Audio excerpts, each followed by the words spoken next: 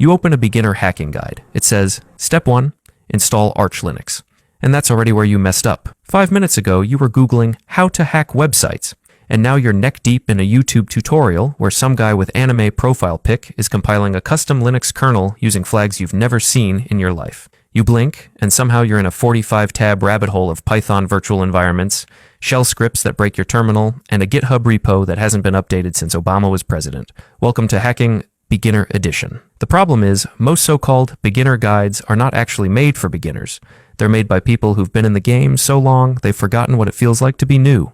So when they say basic setup, what they really mean is configure your .dot files, install 19 dependencies, and pray your system doesn't melt. And when you inevitably get lost, you're the one left feeling dumb, like you're not cut out for hacking. But it's not you, it's the content. Let's break it down. First, creators are often showing off. That's not a bad thing, it's just human. You want to flex your skills, show that you can reverse engineer a binary blindfolded while installing Gen 2. The problem is, beginners see this and think, I have to do all of that just to learn how a login page works. Second, there's algorithmic bias. Complex tutorials get more watch time. Longer videos, more ad revenue, more engagement. So instead of a clear, concise lesson, you get a 3-hour monstrosity with 20 tangents and 0 context. Internal pointer variable. What is this? Internal.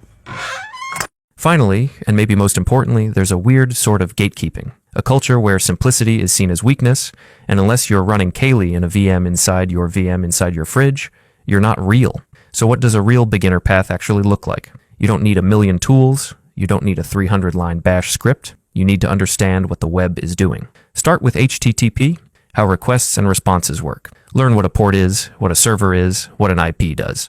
Fire up Burp Suite, intercept a login request, and just look. That moment, when you see your username in the request payload, that's your first real hacker moment. No flashy exploits, no CTF flags, just understanding the flow of data. That's the foundation everything else builds on. From there, move into the OWASP top 10. Not all at once. Just pick one, like XSS or SQL injection, and play with it in a controlled environment. Try out PortSwigger Labs or Hack the Box Starting Point. These platforms give you the real muscle memory, not just the theory. You'll mess up, you'll forget what a cookie does, you'll accidentally lock yourself out of your own test app. That's part of it.